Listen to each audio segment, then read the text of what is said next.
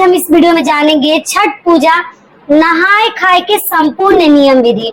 साथ में जानेंगे छठ पूजा का व्रत मासिक धर्म पीरियड्स में हमें कैसे करनी चाहिए, ये भी मैं आपके साथ शेयर करूंगी। और नहाए खाए के दिन हमें किन किन बातों का ध्यान रखनी चाहिए, बहुत सारी महत्वपूर्ण बातें आज हम इस वीडियो में जानेंगे। तो आप लोग बने रहिए मेरे साथ मेरे चैनल पर। अगर आपको मेरा वीडियो पसंद आता है तो प्लीज आप मेरे चैनल को सब्सक्राइब कर दीजिएगा, बेल आइकन को प्रेस कर दीजिएगा, जिससे कि मेरे वीडियो के नए नोटिफिकेशन आप सभी के पास सबसे पहले पहुंचे। तो चलिए शुरू करते हैं और सभी महत्वपूर्ण बातें जान लेते हैं। तो सबसे पहले दोस्तों, आप सभी को छठ महापर्व की हार्दिक शुभकामनाएं इन एडवांस। तो आपको बता दूं, छठ का महापर्व जो है इस साल 2024 में 5 नवंबर से शुरू हो रहा है। ये 4 दिवसीय व्रत होता है, जो कि हर वीडियोज में बताते आ रही हूँ। और ये चतुर्थी से शुरू होकर सप्तमी के दिन हम पारण करते हैं, उस दिन संपूर्ण हो जाता है। तो 5 नवंबर को हमारा जो है नहाए खाए है, दिन है मंगलवार। 6 नवंबर को खरना है, दिन है बुधवार।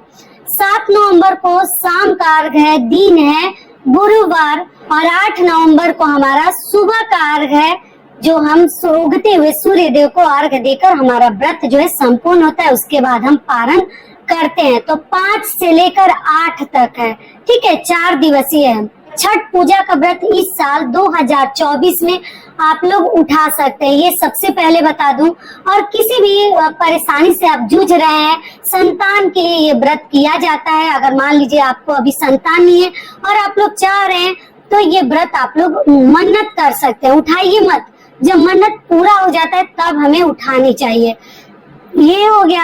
अब चलिए आगे जान लेते हैं नहाए खाए के संपूर्ण नियम विधि। तो देखिए, नहाए खाए के दिन यही नियम है, अच्छे से घर द्वार की साफ सफाई करने के बाद बर्तन वगैरह का ध्यान रखकर हमें भोजन बनानी चाहिए।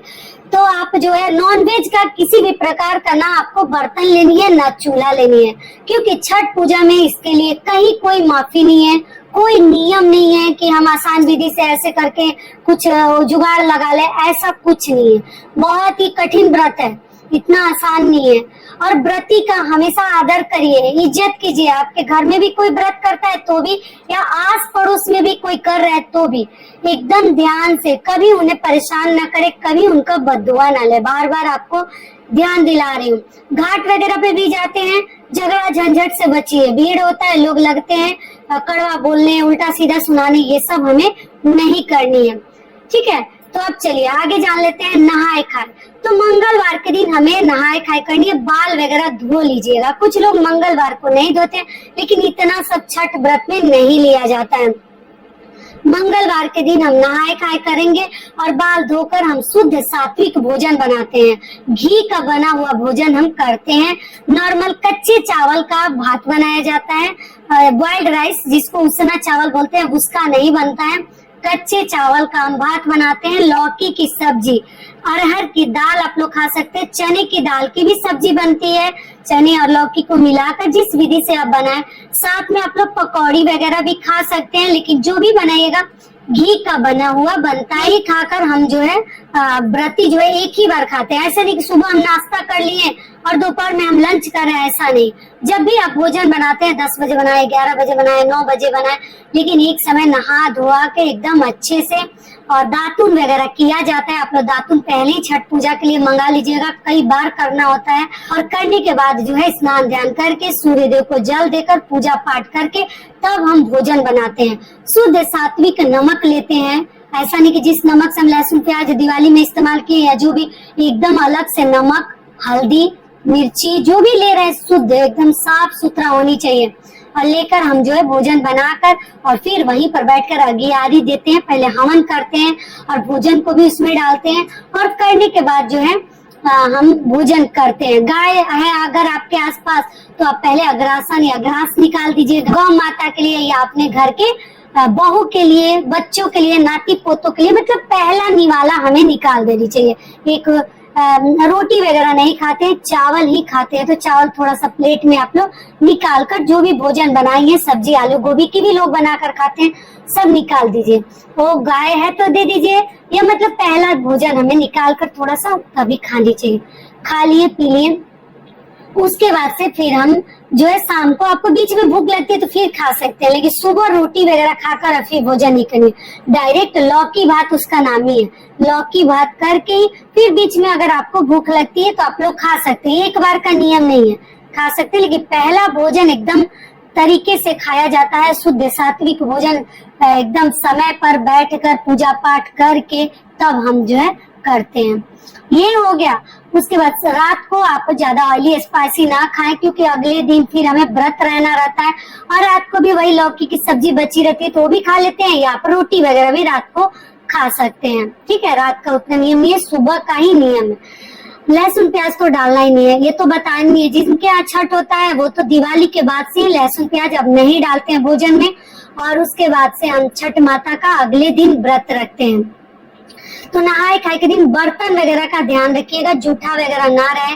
किचन की साफ सफाई एकदम अच्छे से कर लीजिएगा, उसके बाद ही आप लोग भोजन बनाना प्रारंभ कीजिएगा। जो भी आपके घर में बहू बेटी अगर आपके लिए भोजन बना रही है तो ये तो बताना ही नहीं है, एकदम स्नान ध्यान करके साफ स्वच्छ वस्त्र धारण करके ही हमें छठ माता के लिए भोजन बनानी चाहिए, जो भी व्रती है उनके लिए। और खुद बना रही है तब तो कोई टेंशन ही नहीं है। तो ये हो गया नहाए खाए का। अब चलिए पीरियड्स के लिए बता दूं, तो बहुत सारी बहनें पूछती हैं दीदी हम पूजा व्रत कैसे करें, तो आपको बता दूं कि देखिए छठ माता का पर्व है, अगर कोई करने वाला है तो आपको अर्घ नहीं देनी चाहिए। व्रत में तो चलिए ये तो माता है, तो ऐसे तो देखिए कुछ लोग बचाते हैं, नहीं करते हैं कि जैसे हमारे साथ साथ बाकी लोगों का भी अशुद्ध होगा जो भी हम चीजें छुएंगे। तो इसलिए अगर आपके यहाँ अगर किया जाता है, कुछ लोग करते हैं क्योंकि माता मानकर करते हैं, और अगर मान लीजिए आपका 5 दिन हो गया तब तो टेंशन ही नहीं है, 4 दिन भी हो गया तो कोई टेंशन नहीं है। लेकिन अगर बच जाए तो आप केवल व्रत रख ले। अगर आपकी सास है साइड से पूजा करने वाली, अगर देवरानी जेठानी है, तब तो हमें थोड़ा सा बचानी ही चाहिए, नहीं छूनी चाहिए। और अर्घ अगर आप चाहे तो अपने सास से भी, अपनी जेठानी देवरानी से भी दिलवा सकते हैं, या अपने पति से, अपने बेटे से भी आप लोग दिलवा सकते हैं। तो इसलिए अगर बचने लायक है तभी बचाइए, नहीं बच पाता है तो अर्घ केवल आप लोग मत दीजिएगा, बाकी सब कार्य कीजिएगा। क्या करेंगे, मजबूरी में आप लोग बोलते हैं दीदी हमारी माँ तो करती है, हमारे घर तो होता है ऐसे में, तो आप देख लीजिएगा। लेकिन हमारे घर में कुछ लोग इसको मानते हैं और कुछ लोग नहीं मानते। मजबूरी में जब कोई करने वाला नहीं रहता है तो व्रत तो छोड़ नहीं सकते, तो लोग उसी में करते हैं। तो आप लोग देख लीजिएगा। तो इस विधि से हम जो है मासिक धर्म में भी छठ का व्रत करते हैं, और ज्यादा टेंशन तनाव में आप लोग ना रहें, क्योंकि ये माता का व्रत है। केवल सूर्य देव को अर्घ में नहीं देनी है, पति है तो उन्हीं से दिलवा दीजिएगा अपना सूप, अपना डाला, या जो भी। आप लोग पूछे हैं कि कितना सूप दीदी चढ़ाया जाता है, तो देखिए एक बच्चे के लिए 1 सूप चढ़ाया जाता है। अगर मान लीजिए आपका एक ही बच्चा है तो आप जोड़ा के लिए मन्नत किए तो जोड़ा सूप भी आप लोग अर्घ के लिए तैयार कर सकती हैं। डाला सजाना पड़ता है फल फ्रूट खरीद कर, और सभी के ऊपर ऐपन लगाकर, आलता का पत्ता आता है वो सबके ऊपर चिपकाया जाता है। मार्केट में आप बोलिएगा आलता, वो आपको मिल जाएगा। और छठ माता को वही सब चीज हम चढ़ाते हैं। और जितनी सब्जियां हैं, जितने फल हैं, सब छठ माता को चढ़ता है। कोहड़ा, कद्दू, एप्पल, सेब, अनानास, नारियल, जटा वाला नारियल, ईख, कोसी भरना है तो ईख भी, और ऐसे भी छोटे छोटे टुकड़ों में प्रसाद के रूप में सूप में हम ईख वगैरह रखते हैं। तो डाला सजाते हैं। कई प्रकार के वीडियोज मैं चैनल पे डाली हूँ, ओल्ड वीडियोज भी आप मेरे चेकआउट कर सकते हैं। और इससे पहले दोस्तों आप सभी से एक छोटी सी रिक्वेस्ट है, अगर वीडियो पसंद आता है तो चैनल को पक्का सब्सक्राइब कर दीजिएगा और वीडियो को लाइक कर दीजिएगा, क्योंकि आपकी एक छोटी सी लाइक से हमें बहुत अधिक हिम्मत और प्रेरणा मिलती है। तो जरूर कर दीजिएगा, ठीक है। और इंस्टाग्राम पे भी आप लोग मुझे फॉलो कर सकते हैं। और एक चीज ध्यान रखिएगा, छठ पूजा में सिंदूरा सिंहोरा से ही हमें सिंदूर लगानी चाहिए। वो खरना के दिन हो या वो दोनों दिन हम व्रत करते हैं उस दिन हो, सिंदूरा सिंहोरा लेकर हम घाट पर भी जाते हैं और उसी से हम सिंदूर भी लगाते हैं। कुछ लोग उसी से छठ माता को टीकते हैं। तो अब देख लीजिएगा, अगर नया पैकेट खरीद लें तो ज्यादा बेहतर है। छठ माता को भी आप लगा दीजिएगा, और जो भी मतलब महिलाएं हैं उनको भी आप लोग सिंदूर लगाकर खोइछा वगैरह दे सकती हैं। जो हम मांग भरते हैं सुबह लास्ट दिन, चौथे दिन, सप्तमी के दिन जब हम मांग भरते हैं तो आप नया पैकेट लेकर उससे भी भर सकते हैं। सिंदूरा सिंहोरा से लोगों का मांग नहीं भरते हैं। सारी बातें क्लियर हो गई।